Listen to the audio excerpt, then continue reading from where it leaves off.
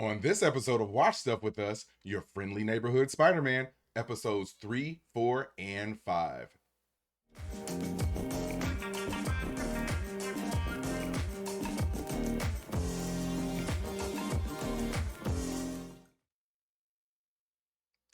Thanks for tuning in and checking out another episode of Watch Stuff with Us. I'm JD, and today we are going to be breaking down episodes 3, 4, and 5 of your friendly neighborhood Spider Man. Before we do that, though, please hit that like button, hit the subscribe button, drop a comment below, and also hit that notification bell so that you are notified each and every time we go live in 2025. So let's get into it.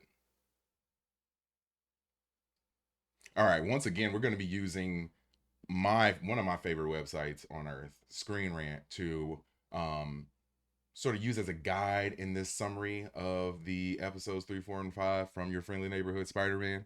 Um my overall thoughts on the episode, I don't think that this batch of episodes is quite as good as the first two, but they were still phenomenal.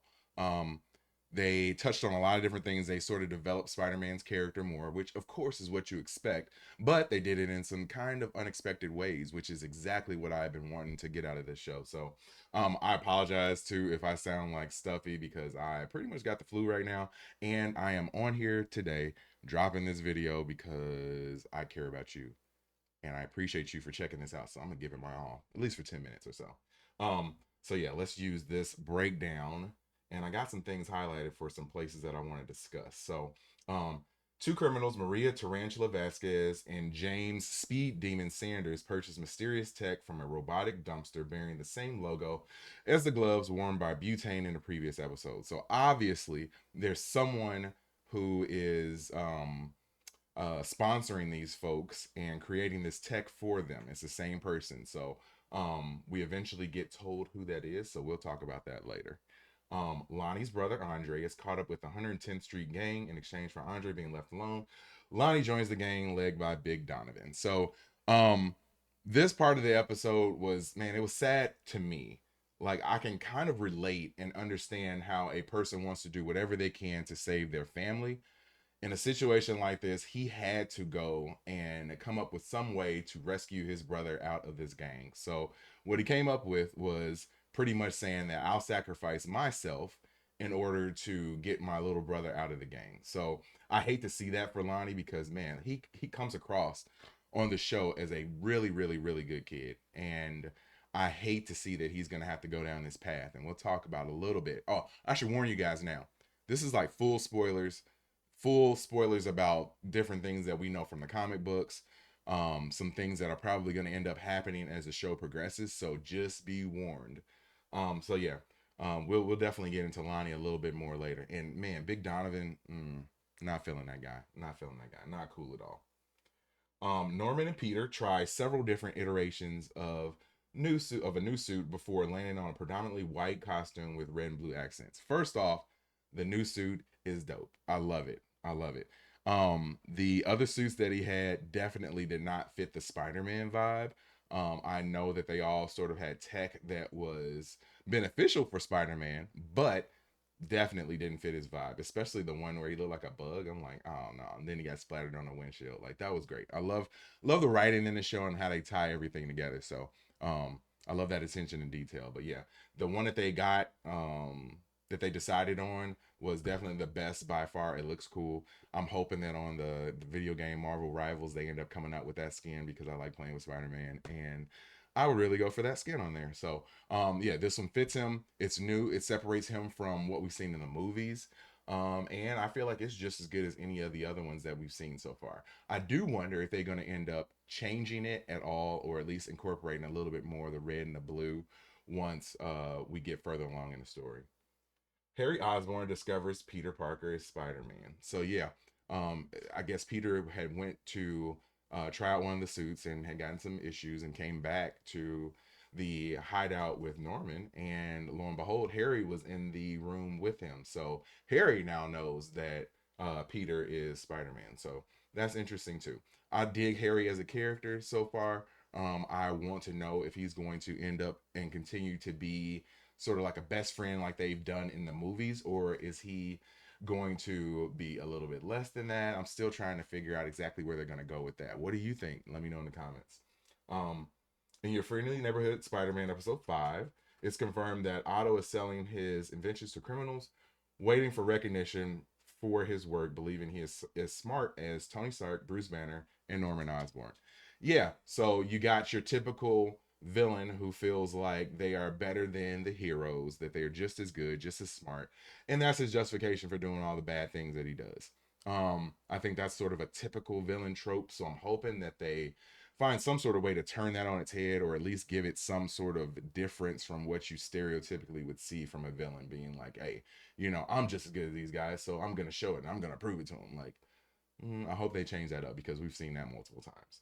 Norman decides to make Harry an official part of Team Spider-Man to serve as Peter's dude at the desk when Norman is unavailable. So, yeah, we got Harry gonna end up being the dude at the desk, which is cool. I feel like that tandem is going to stick, even though Norman is eventually going to get into some more villainy. I think he's going to eventually ask Peter to do something that Peter does not agree with, and then that's going to put Harry into a interesting situation. And Harry's going to have to choose between his dad and Peter and what's right. So I'm guessing that that's going to happen, and then we have to see if Norman is going to end up actually going bad, and if Harry is going to end up siding with Peter or his dad. Peter too. Um, Spider-Man saves Mikael when the unicorn uses him as bait, prompting Mikael, aka the Rhino, to take Mila's helmet and spare Spider-Man's life before both he and Mila are arrested. So yeah, you had a situation where you had the unicorn pretty much giving it to Spider-Man. Like she was dealing some major damage to him, and she was going to sort of outsmart him by going after Mikael, and Spider-Man said, I'm not going to let that happen. So he jumped in front of the blast and ended up taking the shot. So because of that, Mikhail got upset, and then also ended up taking the helmet um, off of the unicorn. And by doing so, depowered her. They both ended up getting arrested, but the Rhino ended up telling Spider-Man that, like, hey, now we're even, but if I see you again, it's on and popping. So I kind of like how they're trying to get together a new, not a new, but their version of the Sinister Six. I wonder if they're going to go with all the same characters or if they're going to use some of these lesser ones mixed in. But yeah, that'll be interesting to see. But they're definitely throwing the villains and giving the villain sort of origin stories fast and furious. And I like how they're doing it too. Like, it's fast, but it's thorough.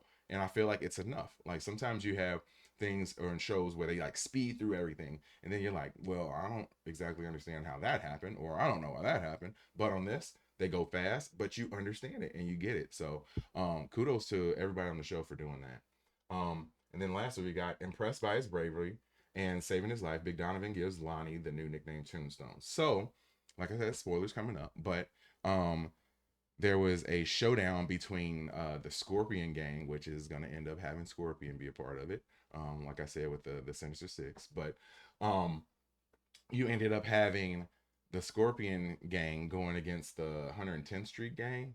So there was a certain point where Lonnie um, ended up being there to save Big Donovan, and Lonnie ended up getting stabbed and everything. But because of that, he ended up ingratiating himself to the gang, and now is a part of the gang. And Big Donovan gave him the nickname of Tombstone. So we know that Tombstone. I learned this too because I didn't know, but Tombstone is a villain in the Spider-Man comics, who also eventually gets like disfigured through this accident. I think like his skin turns green or something like that too.